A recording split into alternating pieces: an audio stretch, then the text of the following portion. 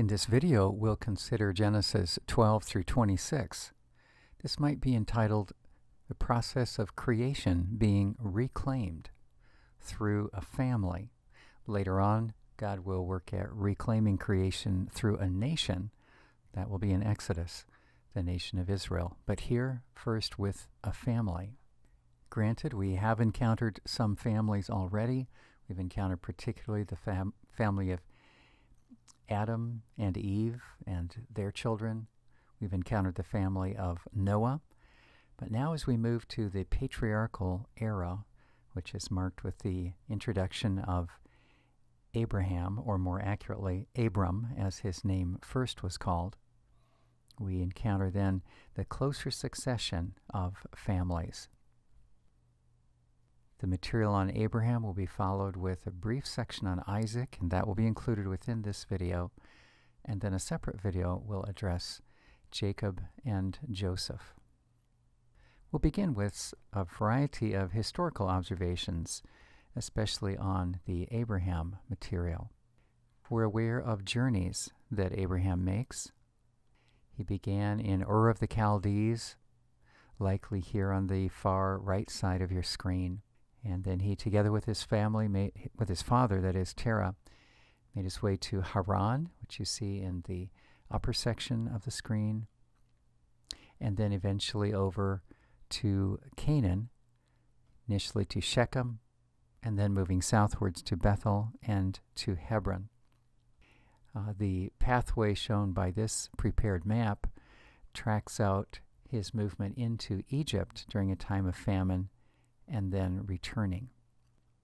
If we close in on Canaan, on Palestine, tipping the map over to the left so that north is actually in the direction of the left, then we can close in on Abraham's approach to Canaan, moving southward initially, coming to Shechem, then to Bethel, and then to Hebron, before later moving southwards into Egypt for a time.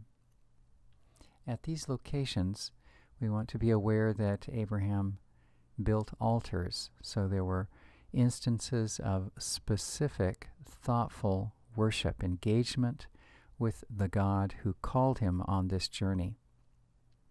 You might be interested to know that at Shechem and Bethel, archaeologists have identified these as sites that already were in use for worship by Canaanite peoples. Some have suggested that the activity of building an altar upon arrival to a location might be considered somewhat analogous to what we might understand from a modern setting when a foreigner would arrive in a territory and plant a flag for the king. This may have to do with what was going on in Abraham's activity. It may not have been strictly an act of private worship, but he may have been saying in a somewhat public way, for others would have been able to observe him engaging in this activity of altar building and sacrifice. He may have been saying, "The God I serve is one I want to acknowledge publicly, and I am acknowledging that he is the one who has brought me to this place." Moving ahead to Genesis 15, continuing with our survey of historical observations. This is the instance when Abraham, upon doubting, just feeling like he was not sure whether God was ever going to provide him with and Sarah with an offspring, God reassures him through the nighttime through a very unusual ceremony. This was the ceremony where God instructed Abraham to take some animals, slay them, and divide them along the spine, so there would be left quarters and right quarters. And then as night unfolded, there appeared this flaming fire pot, and it moved between the halves of the animals. Scholars have directed our attention to Jeremiah 34:18 for some insight on what this ceremony may have meant to Abram. And so we read this in Jeremiah. the men who have violated my covenant, God is speaking, and have not fulfilled the terms of the covenant that they made before me, I will treat them like the calf they cut in two and then walked between its pieces. Here's what we understand. We understand that there was a custom such that when a covenant, a treaty, a covenant was formed between two parties, the way they would display the solemnity of their promise was to take animals, kill them, and then divide them in halves, such as Abraham did, and then walk between the two halves, both parties to the treaty. Imagine perhaps it was a treaty between one city in Syria and a city in Canaan. Their leaders, they would walk between. What they are indicating is, as we understand, is as follows. They are saying to each other, if I, for my part, fail to make good on the promises I've made to you today, then may I, as a party to this covenant, may I be treated like these animals, which are quite obviously and thoroughly dead, so much so that I can actually walk between the parts of their body, their carcass. So it was calling down a death promise on themselves should they fail to be faithful to the terms of the treaty, the agreement. And now we bring that back then to Genesis 15.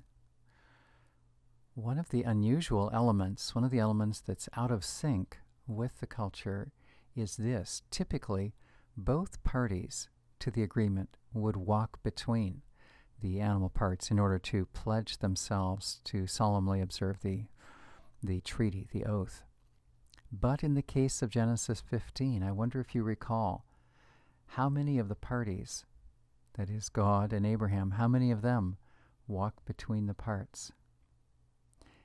If you page this event back in your mind, you'll recall that it was only the element representing God, the flaming pot, which moved between the parts, which suggests to me that God in His grace, God in His generous love is bending over, extending Himself to give a unilateral, a one-way sign, not prohibiting Abraham, but not saying I'm waiting for you to participate. I, of my own will, am extending this solemn cultural symbol of my faithfulness to you. I will walk this pathway of promise between the animals in order to shore up your tottering faith, which had become shaky at the point of Genesis 15. To shore that up, I, the God of life and of the universe, am saying, may I be dead like these animals if I don't make good on my earlier promise to bring a son into your family and out of him to create a great nation. It's a very, very rich episode, particularly when seen in the light of historical insight. Another historical note may be helpful in the context of Genesis 16 and 21. In chapter 16, we learn that during Abraham and Sarah's visit to Egypt, they acquired a slave, an Egyptian woman by the name of Hagar. And as they proved to be unable, Sarah and Abraham, to produce a son, a child, then the plan is developed that Abram would father a son, a child, through Hagar. As you know, this created tremendous tension and proves to be one of the places where Abram and Sarah did not walk the path that we understand God would have preferred for them.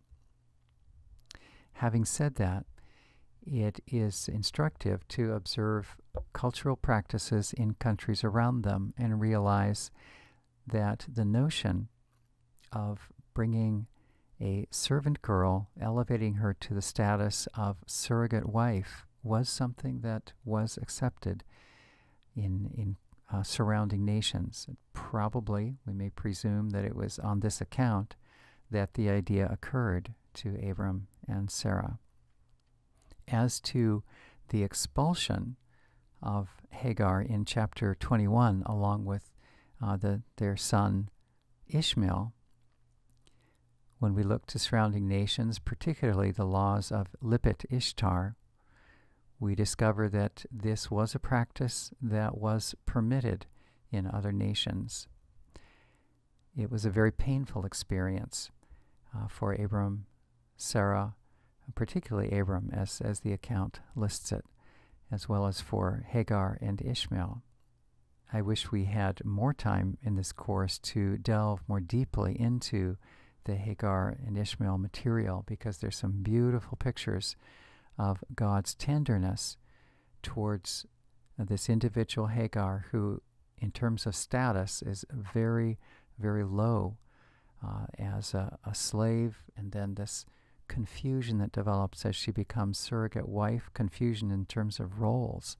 She's elevated to that, and then she flees, and there God's messenger intercepts her and reassures her, sends her back, and then God's interaction with her is very, very rich and personal.